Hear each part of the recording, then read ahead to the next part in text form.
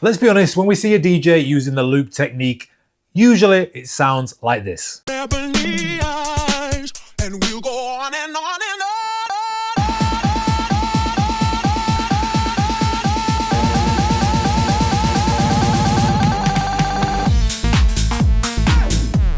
That's how I used to do it every single time, and it became boring until I eventually hated it, until I started experimenting with some different techniques that I'm going to share with you now, increasing the skill level with every single example. So if you are new to DJing and you want the basic loop that I showed in the intro, this is how you do it. Firstly, you need to make sure that your BPMs are matched. Both of these tracks are at 128 BPM. Then as the track's playing, we need to find an area where we can loop. I've chosen this vocal section.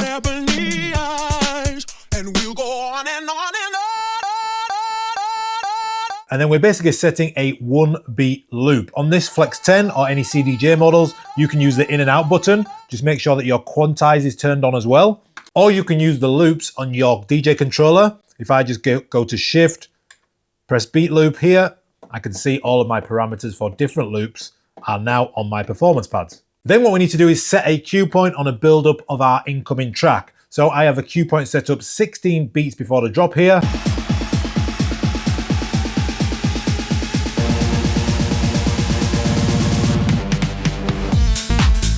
To find out why 16 beats is before your drop, just go to where your drop is and place the playhead. Then come to your beat jump settings here and just go back 16 beats and set the cue point. The final part of this transition is just having the loop that we set as the incoming track is about to drop. So as we build up, we set the 1 beat loop and we trigger our next track.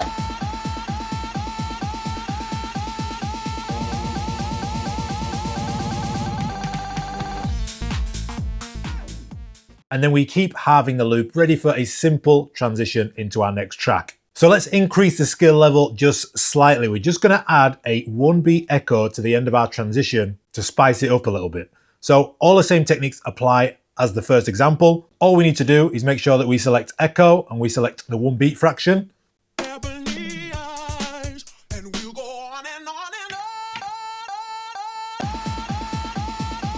We're going to halve the loop again.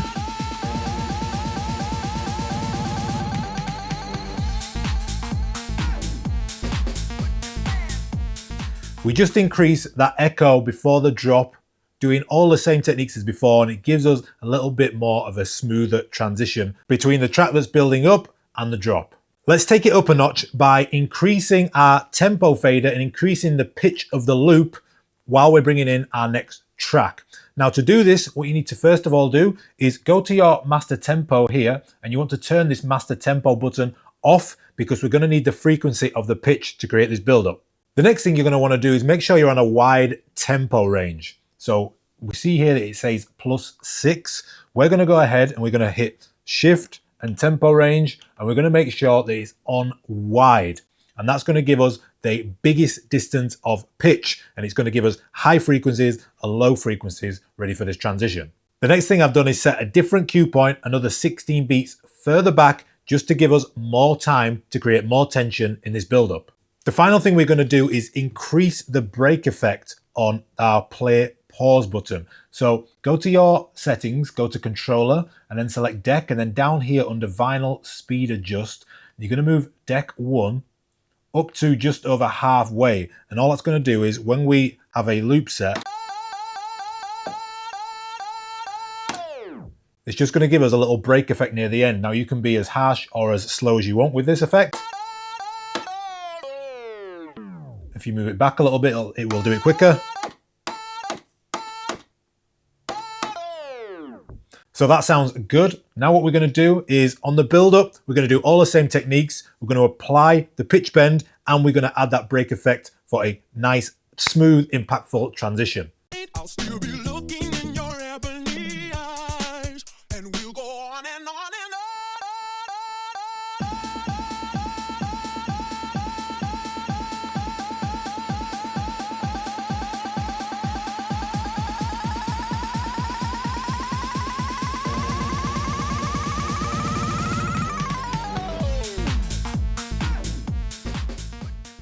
This next transition, we're going to be using the trans effect along with one of our sound color effects on the Flex 10, and you can use it in any Rekordbox software with any Rekordbox controller as well. So just up here, you can go and select trans down here, and we're going to start off on a half beat. And in the sound color effects, we're going to be using space, which is going to give us a little bit of a reverb for a nice clean transition. The trick to this technique is, as we have a loop pressed, we then activate the half beat, and we're going to play with the beat parameters.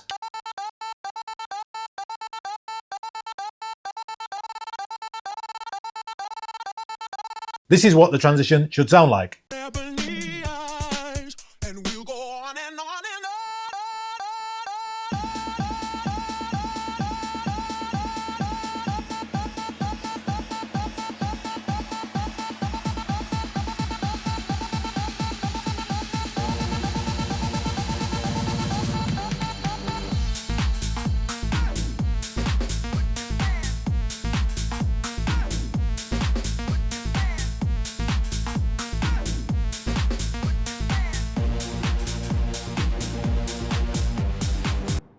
This technique is going to require you to use the fader. What we're going to do is set a 1-beat loop.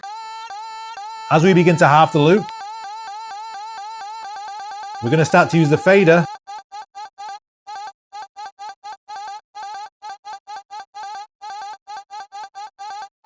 to start cutting up on the beat. So it should sound like this.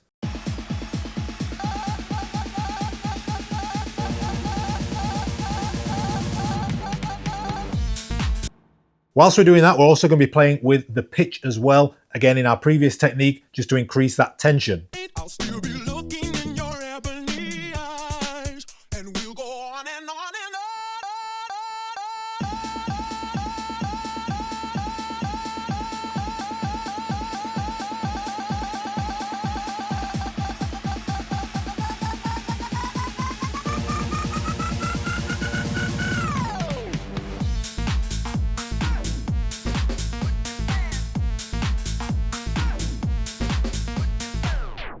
If this is your style of mixing, then you need to check out our house mixing DJ course. I've left a free lesson in the description of this video. Go check it out. Or if you want some more transition techniques, check out this video right here.